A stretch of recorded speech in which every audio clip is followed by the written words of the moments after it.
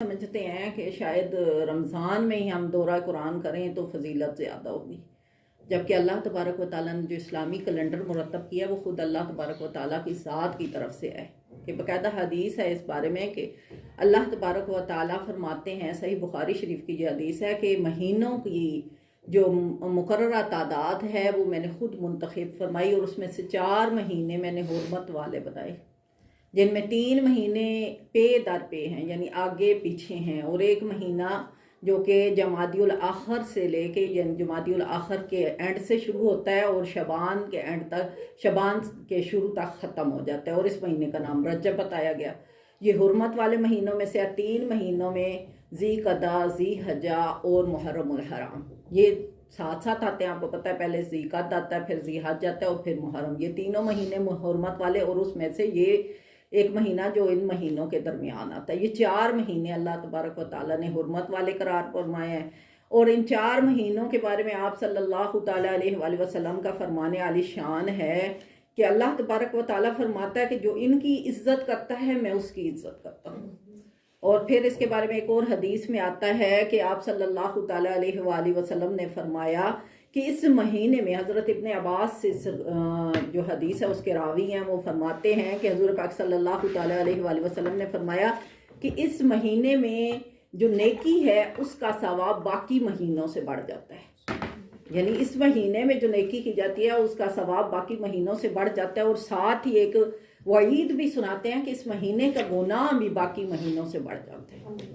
اگر اس مہینے میں آپ گناہ کرتے ہیں تو اس گناہ کے اوپر جو آپ کو گناہ ملے گا وہ بھی باقی مہینوں سے زیادہ ہوگا، ٹھیک ہے۔ اور پھر اس کے بعد یہاں پہ ایک اور بات بتائی گئی ہے، وہ فرماتے ہیں کہ اس مہینے میں، حرمت والے مہینے کو حرمت والا کیوں کہا گیا؟ حرمت والا اس کو اس لیے کہا گیا، کسی سے لڑنا اس مہینے میں کیا ہے؟ منع فرما دیا گیا ہے، جھگڑا کرنا، کسی سے ناراض ہونا، اس کے بعد یہ ہے کسی سے جنگ کرنا، اور حتیٰ کہ کہا گیا ہے کہ ہم یہ سمجھتے ہیں، ہمارے ہاں ایک ٹرینڈ سا بنا ہوا ہے، ہم یہ سمجھتے ہیں کہ رمضان المبارک میں ہی ہم یہ کام کریں گے، وہ بڑا برکت والا مہینہ، جبکہ یہاں پہ اللہ تبارک و تعالیٰ فرماتے ہیں کہ رجب میرا مہینہ ہے، اور اللہ سے بڑھ کے کوئی چیز نہیں ہے۔ رجب میرا مہینہ ہے، شعبان آپ صلی اللہ تعالیٰ علیہ وآلہ وسلم کا مہینہ ہے، اور رمضان امت کا مہینہ ہے، ٹھیک ہے۔ ہم یہ سمجھتے ہیں کہ ساری عبادات ہمیں رمضان میں ہی کرنے سے فضیلت ملتی ہے، تو یہاں پہ اس دورے کو رجب شریف میں کرنے کی وجہ جو یہ ہے کہ اللہ تبارک و تعالیٰ فرماتے ہیں کہ اس میں نیکی کا ثواب باقی تمام مہینوں سے بڑھ جاتا ہے، اس لیے میں نے یہ نیکی کی نیت کی ہے، اور عملوں کا دار و مدار نیت کے اوپر ہوتا ہے۔ اللہ تبارک و تعالیٰ فرماتے ہیں کہ جتنا اچھا عمل ہوگا، جتنی اچھی نیت ہوگی، عمل کا ثواب بھی اتنا ہی بڑھ جائے گا۔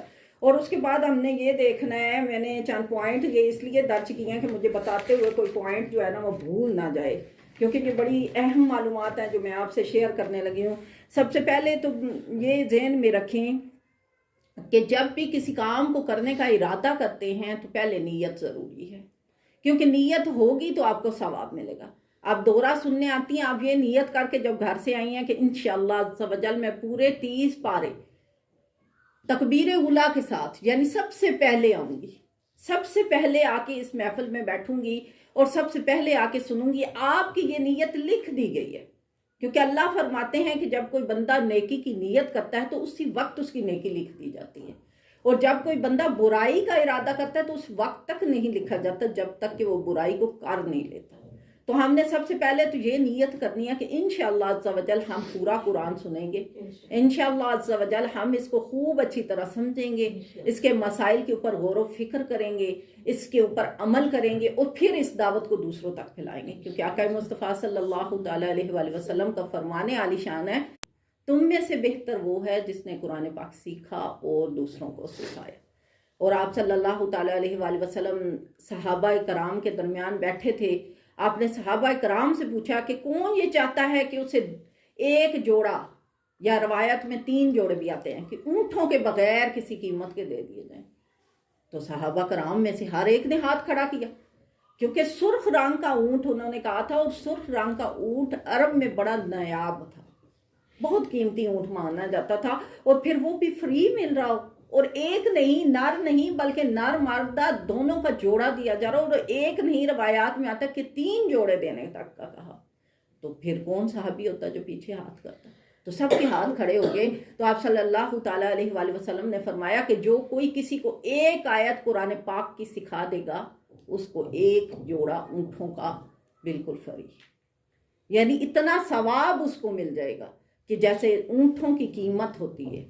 تو آج کل تو ہمیں دیکھیں ایک بکری خریدنا بڑا مشکل ہے، تو اونٹ خریدنا کہاں سے ہمارے پاس میں ہے، اور پھر پورا جوڑا اونٹوں کا خریدنا، اور اس جتنا ثواب ہمیں بالکل فری صرف 1 آیت سکھانے پہ ملتا ہے. اور اگر ہم یہاں پہ آتے ہیں قرآن پاک کے ایک پارے میں، آپ دیکھیں یہ جو پہلا پارہ ہم شروع کرنے لگے ہیں، اس میں آپ دیکھیں کہ اس میں 16 رکوع ہیں، اس میں 2 صورتیں ہیں، ایک صورت آدھی ہے اور ایک صورت مکمل ہے. سورۃ الفاتحہ مکمل آئی ہے اور سورۃ البقرہ اس میں آدھی آئی. اور سورۃ البقرہ کے بارے میں حضرت ابن عباس رضی اللہ تعالیٰ عنہ کا فرمان ہے، وہ کہتے ہیں کہ اپنے گھروں کو قبرستان نہ بناؤ، اپنے گھروں کو قبرستان نہ بناؤ، یعنی ان میں تلاوت کیا کرو سورۃ البقرہ کی. اور کہا جاتا ہے کہ جس گھر میں سورہ بقرہ کی تلاوت کی جاتی ہے اس گھر میں 3 دن تک شیطان داخل نہیں ہو سکتا، یعنی 3 دنوں بعد اس کی تلاوت لازمی کرنی چاہیے کہ 3 دن تک شیطان آپ کے گھر میں داخل نہیں ہو سکتا. اور پھر یہ کہ قرآن پاک کو ہم جو پڑھنے لگے ہمیں سب سے پہلے پتہ ہونا چاہیے قرآن اصل میں ہے کیا، اس کے پڑھنے کے آداب کیا ہے. ہم جو کام کرنے جا رہے ہیں یہ کوئی معمولی کام تو نہیں ہے. قرآن پاک سب سے پہلے اللہ تبارک و تعالیٰ نے لوح محفوظ پر نازل فرمایا، ہم سب جانتے ہیں. اور پھر لوح محفوظ پر کیوں نازل فرمایا؟ اس کی وجہ یہ تھی کہ جو زمین پر کتابیں آئی تھیں، توریت، زبور، انجیل، ان کتابوں کو ختم کر دیا گیا، وہ منسوخ کر دیے. کیوں منسوخ ہوئی؟ کیونکہ اس کی ذمہ داری مخلوق کی تھی، اور مخلوق سے اتنا بڑا عالیشان کام نہیں ہوتا کہ وہ کسی چیز کو سنبھال کے رکھے. ہم زیادہ سے زیادہ ایک نسل تک کسی چیز کو سنبھال سکتے ہیں، پھر اس کے بعد آہستہ آہستہ وہ محو ہو جاتی ہے اور ختم ہو جاتی ہے. لیکن جب قرآن پاک آیا، چونکہ یہ آقا مصطفیٰ صلی اللہ تعالیٰ علیہ وآلہ وسلم پر نازل کیا گیا، اس لیے اس کی حفاظت کا ذمہ خود اللہ تبارک و تعالیٰ نے کہا کہ یہ میرے ذمہ ہے اس کی حفاظت کرنا. اور لوح محفوظ پر سب سے پہلے اس کو لکھا. اور یہ مکمل کب ہوا؟ رمضان المبارک شب قدر کی رات. لیکن یہ جو رات بتائی گئی ہے شب قدر کی رات، یہ رمضان میں سے کون سی رات ہے اس کے بارے میں تاکید نہیں ہے، ہم نے اس کو تلاش کرنا ہے. مقدر والوں کو یہ مل جاتی ہے. تو یہ رات وہ ہے کہ جس دن لوح محفوظ پر قرآن مکمل ہوا. قرآن پاک کے 2 دور ہیں نا، ایک وہ جو لوح محفوظ پر مکمل ہوا اور وہاں فرشتوں کو یہ دے دیا گیا کہ اس کی حفاظت کرو، اور پھر اس کا دوسرا دور جو قرآن پاک زمین پر نازل ہوتا رہا، اس کا دور 23 سالہ دور ہے. اس میں سے کچھ دور مکہ میں ہے اور کچھ دور مدینہ میں ہے. جو مکہ میں صورتیں نازل ہوئیں ان کو مکی کہا گیا، جو مدینہ میں نازل ہوئیں ان کو مدنی صورتیں کہا گیا. اور مکہ وہ دور تھا کہ جب حضور پاک صلی اللہ علیہ وسلم ہجرت سے پہلے دین جو ہے وہ کھلا مکھلا نہیں بلکہ چھپ چھپ کے پھیلاتے تھے. اور مدینہ وہ دور ہے کہ جب دین پورا ہوا اور کہا گیا کہ اب کھلا مکھلا اس کا پرچار کرو، یعنی کافروں کے ساتھ جنگ کرو اگر وہ تمہاری راہ میں آئے. یہ وہ دور تھا.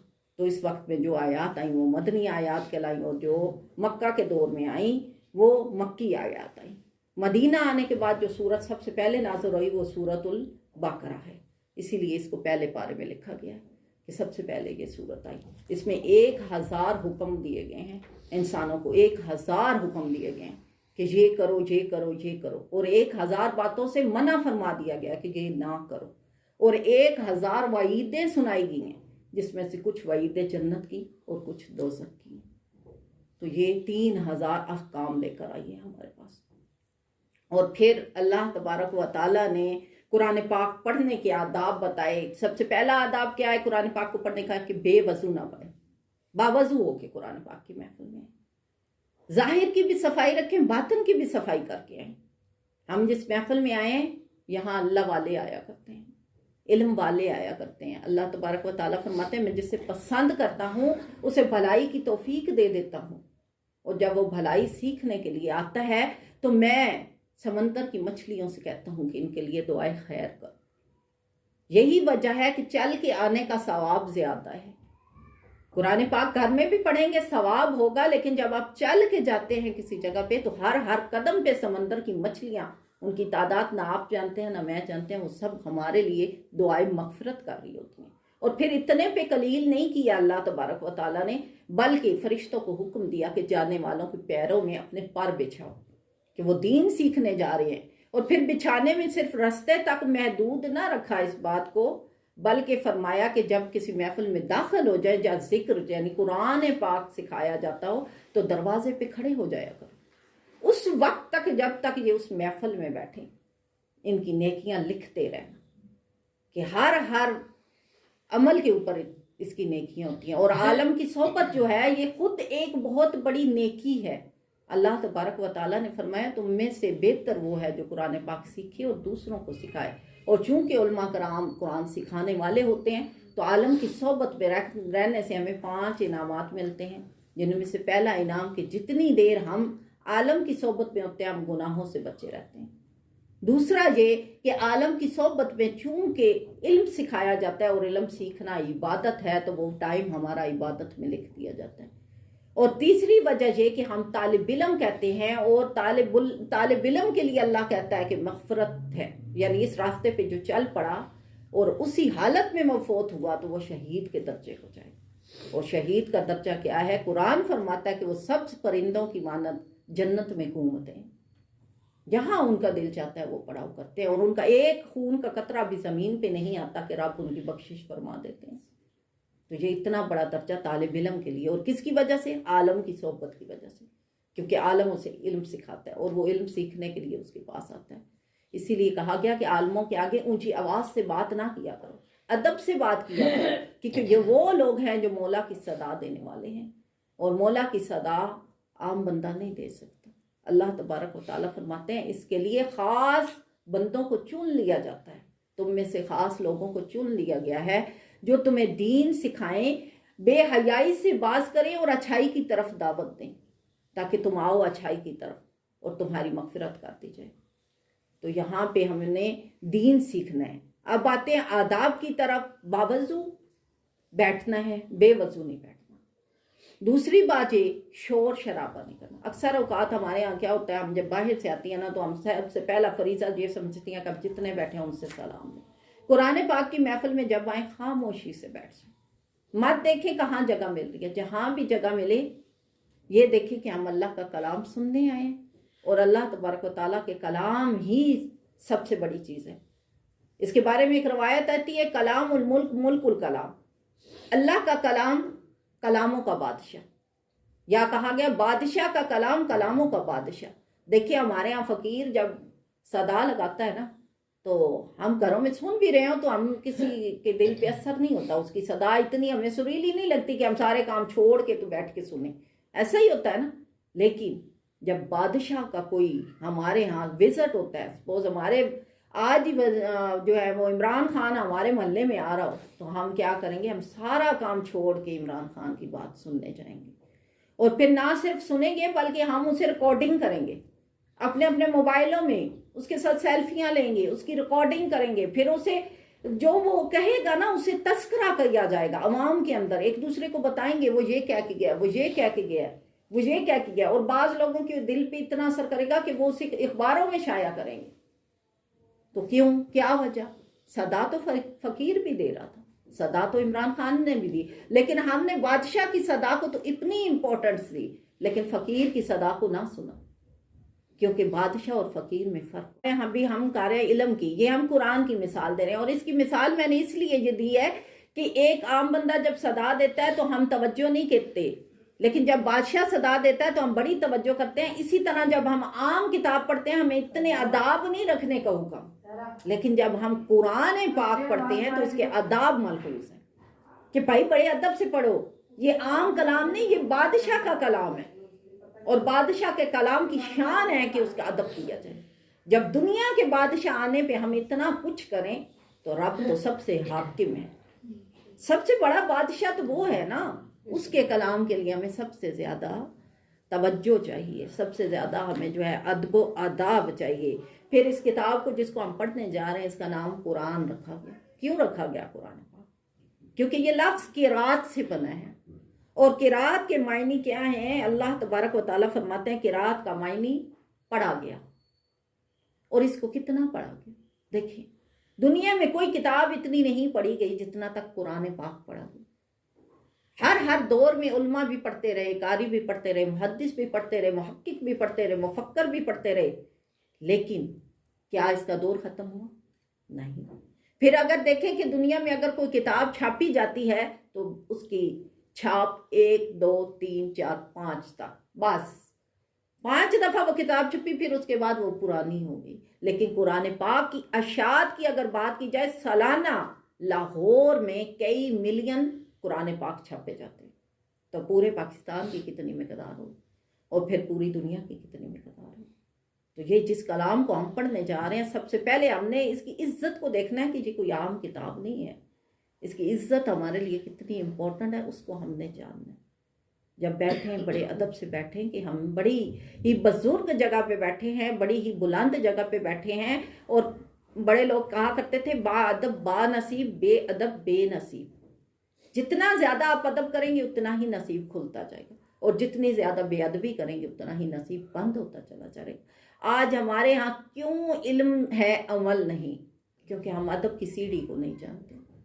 ہر بندہ قرآن پاک پڑھانے والا بن جاتا ہے، چاہے آئے چاہے نہ آئے، لیکن ادب کوئی بھی نہیں کرتا. نہ پڑھنے والے ادب کرتے ہیں اور نہ پڑھانے والے ادب کرتے ہیں. یہی وجہ ہے کہ دین سے ہم دور ہوتے جا رہے ہیں. پھر اللہ تبارک و تعالیٰ کی حمد و ثنا کو جب شروع کیا جانا ہے، یہ جو ہم قرآن پڑھ رہے ہیں، یہ ہم لوگ اس کو کیا سمجھیں؟ عبادت سمجھیں یا ہدایت سمجھیں؟ قرآن کیا بن کے آیا ہمارے لیے؟ ہدایت بن کے آیا ہے. قرآن پاک ہمیں ہدایت دینے کے لیے آیا ہے، صرف عبادت کے لیے نہیں. اگر صرف عبادت مقصود ہوتی تو سب سے زیادہ عبادت گزار فرشتے وہ کافی تھے اللہ تعالیٰ کو عبادت کے لیے. اللہ تبارک و تعالیٰ نے انسان پیدا کیا، اس کی وجہ یہ ہے کہ اللہ تبارک و تعالیٰ فرشتوں کو چیلنج کر رہے تھے کہ میرا وہ بندہ جو دنیا کے سارے کاموں کو چھوڑ کے سب سے پہلے میرے لیے حاضر ہو. تو ہم نے اس محفل میں دنیا کے سارے کاموں کو چھوڑ کے آنا ہے. یہ نہیں کہنا، یہ بہانہ نہیں بنانا آج میرا بچہ بیمار ہے، آج میرے گھر مہمان آئے ہوئے ہیں، آج میرے پاس کام زیادہ ہے. کام تو ہر وقت زیادہ ہے، سارا سال زیادہ ہے. لیکن اگر ہم نے یہ مہینہ اللہ کے لیے چنا ہے، کیونکہ اس حدیث سے ہم نے یہ کام شروع کیا نا کہ اللہ تعالیٰ نے کہا کہ جو اس مہینے کی عظمت کرے گا میں اس کو عظمت دوں گا، جو اس کی عزت کرے گا میں اس کو عزت دوں گا. تو پھر ہم نے سارے کام چھوڑ کے اس قرآن پاک کو پڑھنے آنا ہے. اور پھر اللہ تبارک و تعالیٰ کی حمد و ثنا کے بارے میں فرمایا گیا کہ کس آنکھ میں طاقت ہے جو اس کی ثنا بیان کرے. کسی آنکھ میں طاقت نہیں جو اس کی تجلیات کو دیکھے. لیکن سبحان اللہ میرے آقا مصطفیٰ صلی اللہ تعالیٰ علیہ وآلہ وسلم پہ کہ انہوں نے اسی مہینے میں معراج کی. یہ وہ مہینہ ہے جس میں آقا مصطفیٰ صلی اللہ علیہ وسلم معراج پہ گئے. بہت عظمتوں والا مہینہ، اور اس عظمت کو ہم نے قرآن پاک کی طرح کیا. پھر آپ صلی اللہ تعالیٰ علیہ وآلہ وسلم پر قرآن کیوں نازل کیا گیا؟ اس کی وجوہات کی طرف اگر آئیں تو جب ہم جانتے ہیں کہ عرب میں جو پہلا دور تھا، قتل و غارت، وحشت، بربری، زنا، بہت زیادہ عام، گناہ پہ گناہ، ایسے ایسے گناہ کہ جن سوچ کے عقل دنگ رہ جائے. کرنے کا تو ہم سوچ ہی نہیں سکتے، سوچیں بھی تو ہماری عقل دنگ رہ جائے. اور اس میں سے ایک مثال میں آپ کو دے دیتی ہوں، بہت زیادہ نہیں دیتی، بات لمبی ہو جائے گی. ایک مثال کیا تھی کہ ایک عورت جب حاملہ ہوتی تھی نا تو اس کے ساتھ کئی لوگ مباشرت کرتے تھے، اور پھر اسے کہا جاتا تھا کہ اب اس میں سے چن کے تو کون تیرا شوہر. پھر وہ جس کے اوپر ہاتھ رکھتی تھی وہی اس بچے کا باپ کہلاتا تھا. یہ کتنی بڑی جہالت. پھر جب وہ بندہ مرتا تھا نا تو عورت کو اس کے ساتھ مار دیا جاتا تھا. یہ اس کے اوپر سوئی. اور پھر اگر مارا نہیں جاتا تھا تو پھر وہ کیا ہوتی تھی؟ وہ گھر کے سارے مردوں کی بیوی ہوتی تھی، جس کا جب دل چاہتا اس کے ساتھ مباشرت کرتا. یہ ظلم، یہ زیادتی ہمارے دین سے پہلے تھی. ایسی ہی کئی 100 زیادتیاں ہیں، اگر ان کا ذکر کیا جائے تو بات بہت لمبی ہو جائے گی. ان کو مٹانے کے لیے ضرورت تھی کہ ایک ایسا نسخہ تیار کیا جائے جو بے ہدایتوں کے لیے ہدایت، گمراہوں کے لیے راہ راست، صراط مستقیم. اور اللہ تبارک و تعالیٰ نے ہمیں اس کو کس کے ذریعے بھیجا؟ آقا مصطفیٰ صلی اللہ علیہ وسلم کے ذریعے. کیوں؟ کیونکہ اس کے لیے ایک ایسا رہنما چاہیے تھا کہ جو اس کی تجلیات کو سہ سکے۔ آپ کو پتہ ہے قرآن پاک سورۃ حشر میں کیا کہتا ہے؟ لو انزلنا هذا القرآن على جبل لرأيته خاشعا متصدعا من خشیۃ اللہ وتلك الامثال نضربها للناس لعلهم يتفکرون۔ اللہ تبارک و تعالیٰ فرماتے ہیں اگر اس قرآن پاک کی ایک آیت میں کسی پہاڑ کے اوپر نازل کر دیتا وہ پہاڑ ریزہ ریزہ ہو جاتا۔ تو اگر پہاڑ اس کا وزن نہیں اٹھا سکتا تھا تو پھر ایسی ذات چاہیے تھی جو اس کا وزن اٹھا سکے، اور اسی وزن کو اٹھانے کے لیے آقا مصطفیٰ کو موضوع پایا گیا تو ان کے سینے پہ اس کو اتارا گیا۔ یہ وہ قرآن ہے جو آقا میٹھے مدنی ہمارے لیے لے کے آئے ہیں، ہدایت بنا کے ہمیں دے کے گئے ہیں، اور کہہ کے گئے ہیں کہ لوگ اپنی وراثت چھوڑ کے جاتے ہیں، میں تمہارے درمیان قرآن چھوڑ کے جا رہا ہوں، اس کو پڑھتے رہو، کبھی گمراہ نہیں ہوگا۔ یہ وہ کتاب ہے جو ہمیں ہدایت کی طرف بلاتی ہے، اور پھر یہ صرف ہدایت نہیں، یہ ایک ایسا نسخہ کیمیا ہے جو بیماروں کے لیے شفا ہے۔ ہم اسے پڑھتے ہیں تو ہمیں شفا ملتی ہے۔ تندرستوں کے لیے کیا ہے؟ بقا ہے، باقی زندگی گزارنے کا طریقہ ہے، پھر ہمارا رہنما ہے۔ مسجدوں میں دیکھیں اسی کی تلاوت ہے، جب تک اس کی تلاوت نہیں نماز نامکمل ہے۔ نماز میں قرات کو فرض کیا گیا ہے، اور قرات کیا ہے؟ قرآن پاک، کیونکہ یہ قرآن سے نکلا ہے نا، اور قرآن کار سے نکلا ہے، اور کار کے معنی جوڑنے والا، اور یہ ہمارے دلوں کو جوڑتا ہے۔ دیکھیں بچپن میں ہمارے ساتھ بچہ پیدا ہوتا ہے، سب سے پہلے کیا کیا جاتا ہے؟ اس کے کان میں اذان دی جاتی ہے۔ تو بچپن میں ساتھ، جوانی میں ساتھ، بڑھاپے میں ساتھ، تخت پہ ساتھ، تنہائی میں ساتھ، سفر میں ساتھ، حضر میں ساتھ، ہر جگہ پہ ساتھ۔ آپ کرسی پہ بیٹھے ہیں، جج بھی فیصلہ کرتا ہے تو پہلے اس کا نظریہ لیتا ہے، حتیٰ کہ نکاح بھی ہوتا ہے تو اس کو پڑھا جاتا ہے تو نکاح صحیح ہوتا ہے۔ موت بھی ہوتی ہے تو اسی کی تلاوت کر کے جنازہ دفنایا جاتا ہے تو جنازہ ہوتا ہے۔ پھر یہاں تک نہیں، یہ قبر میں بھی ساتھ اور حشر میں بھی ساتھ، کہ قیامت کے دن اللہ تعالیٰ فرماتے ہیں کہ قاری قرآن سے کہا جائے گا پڑھ قرآن، اور اپنی جنت کی سیڑھیوں کو چڑھتا جا، جہاں پہ تیری آیات مکمل ہوں گی وہیں پہ تیرا گھر۔ تو یہ فضیلت ہے قرآن پاک کی۔ پھر اس قرآن پاک کو اللہ تبارک و تعالیٰ نے ہر جگہ اتارا، کیوں؟ اس کے پیچھے ایک دلیل تھی۔ دلیل یہ تھی کہ ہمیں اس کو سوتے، اٹھتے، بیٹھتے، چلتے پھرتے، سفر میں، حضر میں، تنہائی میں، بازار میں، محفل میں، ہر جگہ ساتھ رکھنا ہے۔ اسی لیے ہر جگہ اتارا گیا۔ دیکھیں کچھ آیات طائف کے بازاروں میں آئیں، کچھ آیات مکہ میں آئیں، کچھ مدینہ میں آئیں، کچھ حجر اسود کے پاس آئیں، کچھ غار غیرہ میں آئیں، اور کچھ ایسی بھی آیات ہیں جو نہ زمین پہ آئیں نہ آسمان پہ آئیں بلکہ عرش پہ بلا کر دی گئی۔ تو یہ اس کی شان ہے کہ اللہ تبارک و تعالیٰ نے قرآن پاک کی شان بیان کیا ہمارے درمیان، کہ یہ وہ شان ہے جس کو پڑھنے جا رہے ہو۔ اس کو عام کتاب کی طرح نہ پڑھنا، اس کو یہ نہ سمجھ کے پڑھنا کہ بس ٹھیک ہے ہم جاتے ہیں دورہ سیکھنے، یا ہم آتے ہیں بس اپنا ٹائم ضائع کرتے ہیں، دنیا کی باتیں کی چلے گئے، یا ہم سنتے ہیں مگر ان لوگوں کی طرح جو اندھے گونگے اور بہرے ہیں۔ اللہ تبارک و تعالیٰ کہتے ہیں نا کہ یخادعون اللہ والذین آمنوا وما یخدعون الا انفسهم ولکن لا یشعرون۔ یہ وہ لوگ ہیں جو اللہ کو دھوکہ دیتے ہیں اور ایمان والوں کو دھوکہ دے رہے ہیں، لیکن حقیقت میں یہ اپنی ذات کو دھوکہ دے رہے ہیں، لیکن اس بات کا انہیں شعور نہیں ہے۔ فی قلوبہم مرض فزادہم اللہ مرضا، ان کے دلوں کے اندر بیماریاں ہیں، پس وہ بیماری اللہ تعالیٰ نے بڑھا دی۔ اللہ تعالیٰ ہمارے حالوں پہ رحم کر اور ہمیں ہدایت عطا فرمائے کہ ہم اس کا صحیح حق ادا کرتے ہوئے یا بیٹھ کے اس سے ہدایت لے کے جائیں، وہ ہدایت جو ہمارے لیے رہتی دنیا کا سرمایہ بن جائے۔ جو ہماری دنیا گزر گئی وہ تو گزر گئی، اس کو ہم واپس نہیں لا سکتے، گھڑی کبھی واپس نہیں آ سکتی، وہ چلی گئی، لیکن جو رہتی دنیا ہے وہ ہمارے لیے ہدایت بن جائے۔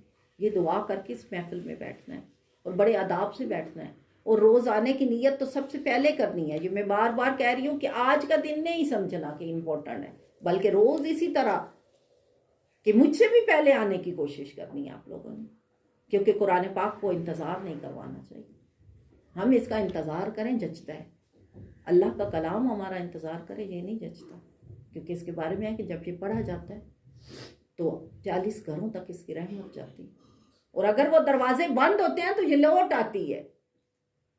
اور پھر جب اس کا ادب نہیں کیا جاتا اور اسے صحیح طریقے سے نہیں پڑھا جاتا تو یہ لعنت کرتا ہے پڑھنے والوں کہ لعنت تو تم لوگ مجھے بگاڑ رہے ہو، خدا تم لوگوں کو بگاڑے. یہ بد دعا کرتا ہے ہمارے لیے قرآن. ہمیں اس بات کو سمجھنا ہے کہ یہ قرآن ہمیں کیا کہتا ہے، کیا کہنے آیا ہے اور کیا کیا ہمیں دعوے کر رہا ہے ہمارے ساتھ. پھر یہ کہ ہم یہ سمجھتے ہیں کہ ہمارے ہاں ایک اور ٹرینڈ پایا جاتا ہے، وہ یہ کہ ہاں ہم فلاں عالم سے سنیں گے وہ بڑا اچھا پڑھتا ہے، اس کے علاوہ تو کوئی اچھا پڑھ نہیں سکتا. دیکھیں جس کو رب نے توفیق دی ہے وہی یہ کلام پڑھتا ہے. یہ نہ تیرے پاس میں نہ میرے پاس میں. ہم یہ نہیں کہہ سکتے کہ فلاں کو اللہ نے نصیب کیا ہے، بلکہ یہ اللہ جس کو چاہتا ہے وہ دیتا ہے. اللہ تبارک و تعالیٰ فرماتے ہیں کہ جب میں ولایت بانٹتا ہوں نا، سب سے پہلے یتیموں کو چنتا ہوں، وہ اس راستے پہ لگاتا ہوں، وہ اس راستے پہ آتے ہیں جس کا ذکر خود اللہ تبارک و تعالیٰ نے فرمایا ہے. آقا مصطفیٰ صلی اللہ علیہ وسلم فرما کے گئے ہیں، قرآن پاک نے ہمیں بار بار یہ بات سمجھائی ہے. اس لیے یہ ایک سمندر ہے، قرآن پاک ایک سمندر ہے، اور سمندر کے اندر وہی جاتا ہے جس کو تیرنا آتا ہے. ہم لوگ تو نہر میں بھی نہیں چل سکتے، ایسا ہی ہے نا. نہر بھی آ جاتی ہے، اس کو کراس کرنا ہمارے بس پہ نہیں ہوتا. دریا پھر اس سے بڑا اور سب سے بڑا سمندر جو کئی دریاؤں کے پانی کو اپنے اندر اس طرح سمو لیتا ہے جیسے کچھ تھا ہی نہیں. اور سمندر کے اندر کون جاتا ہے؟ جس کو تیرنا آتا ہو، واقعی تیرنا آتا ہو، اس میں کوئی انجان نہیں جا سکتا. وہی جاتا ہے جو واقعی تیراکی جانتا ہے، اور پھر تیرنا بھی جسے ڈیپ آتا ہو، کیونکہ سمندر کی تہ میں ہی تو ہیرے ملتے ہیں. موتی تو کہاں ہوتے ہیں؟ سمندروں کی تہوں میں. اور جس کو جتنا تیرنا آتا ہے وہ موتی بھی اتنے ہی چن کے لاتا ہے. یہ ایک سمندر ہے، اور اس میں سے ہم اتنے ہی موتی اکٹھے کر سکتے ہیں جتنے ہمیں اللہ توفیق دیتا ہے.